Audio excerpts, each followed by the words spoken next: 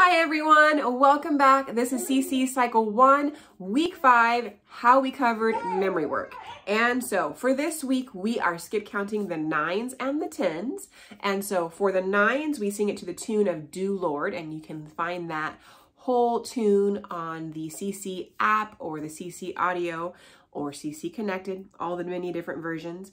But we skip count it to the tune of Do Lord. And in class today, what we did was we started out laying down on the ground, and then we got a little bit higher until we were standing on the tops of our chairs each time we skip counted. So once on the ground, once sitting up on our bottoms on the ground, then we got on our knees a little bit higher and skip counted, then we did it again standing up, then we did it again on our tiptoes, and then the last time we did it standing on chairs, which was a lot of fun. Of course, that was after first reviewing how the song goes, which is like this: 9, 18, 27, 36, 45, 54, 63, 72, 81, and keeps going from there.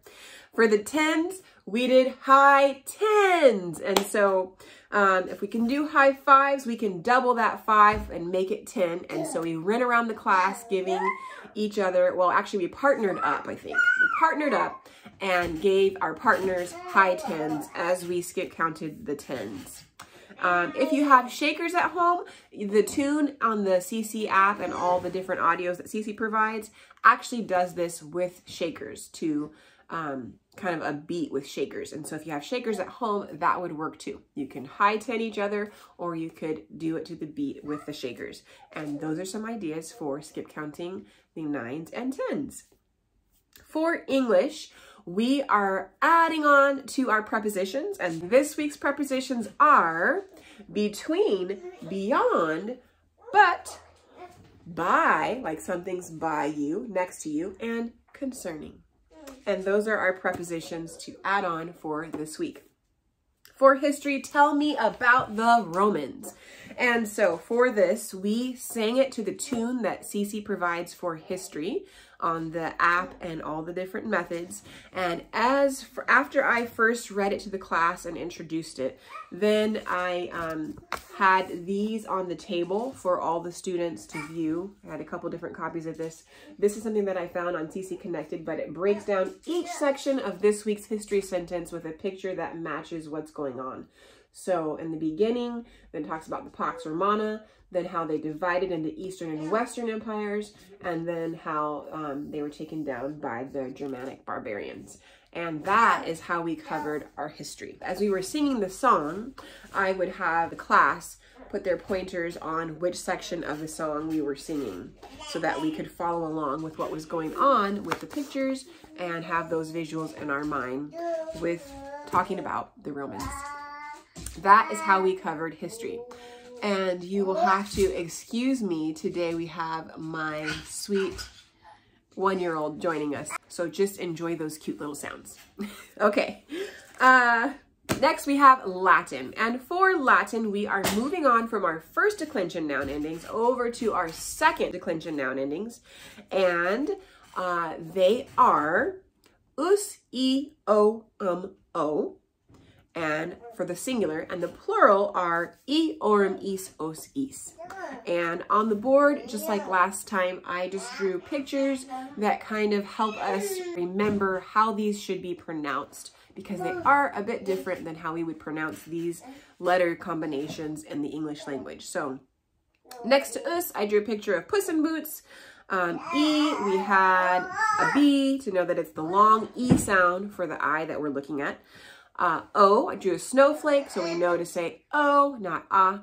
And then drew a picture of a bedroom, so like room, and then O, again, the snowflake.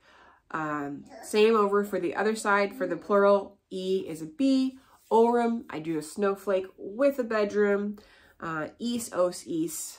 Is, for all the Ises, I drew geese, because that's how we pronounce that I-S. It's not is, it's is. And that is the distinctions that we made today for our Latin.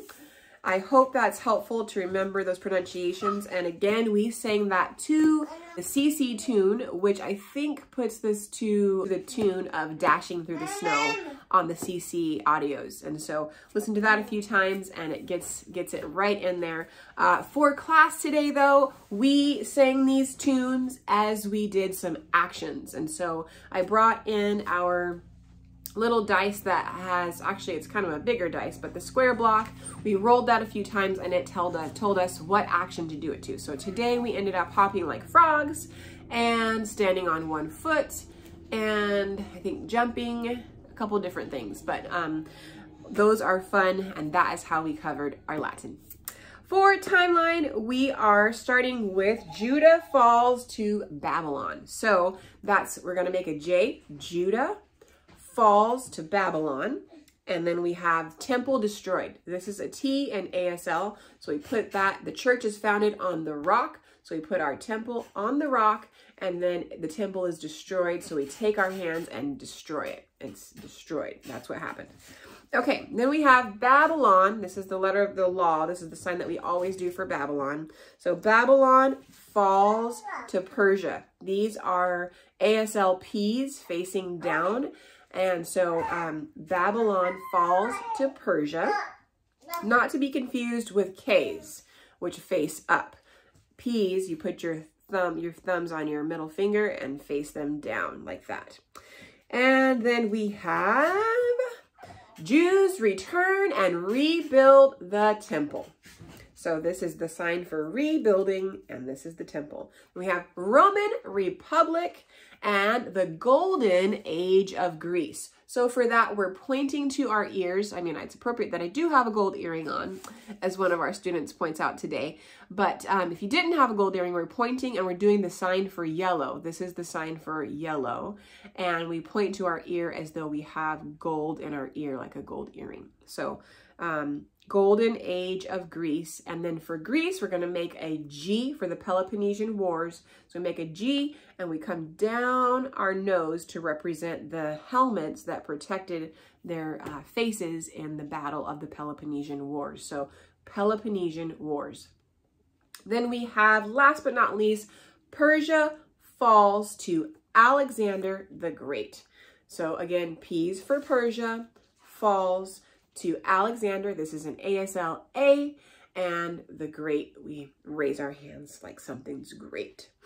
Okay, for geography, we're learning the Egyptian Empire, and there's not that many on this list that we had to cover today. So we're learning where Egypt and the Nile River is, Upper and Lower Egypt, and Nile River Delta. As always, I'll show the class and then they will highlight that area with their dry erase marker and say it out loud, the name of that place. We go through that several times.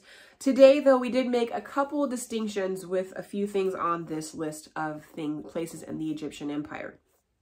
Number one, obviously where Egypt is, but two, the Nile River, and gave some facts about that being the longest river in the world. And we also talked about how Upper and Lower Egypt may look like it should be reversed because Lower Egypt is on the north side of Egypt and Upper Egypt is in the south. But we made the distinction that this is referring to the way that the river, the Nile River, flows down from Upper Egypt, which is in the south, down to Lower Egypt, which is in the north.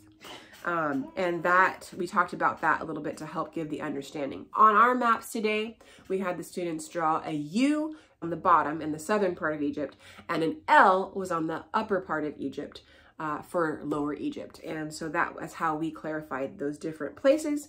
And the Nile River Delta, we talked about what is a delta and how deltas, because it carries so much sediment from the river flow going into the sea, it makes that area such a fertile ground and the benefits of having deltas. So that's how we covered geography, and that was great. Then we moved on to what are the major groups of invertebrates. And so for this, I borrowed a song. I will have to link below where I got this idea from because I can't remember her name at the moment. But what are the major groups of invertebrates? This is how we covered it. to this tune, and then we had motions for all of the different groups of invertebrates. So what are the major groups of invertebrates? And we're going like this because invertebrates are critters and animals who do not have spines or backbones, and so we think of like those flowy air balloons, right?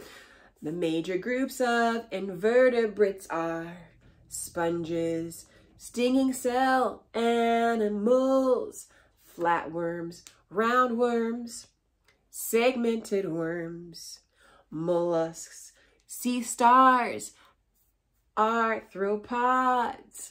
These are the major groups of invertebrates. And that is how we covered science. And that is all of our memory work for this week, week 5. Hope this was helpful.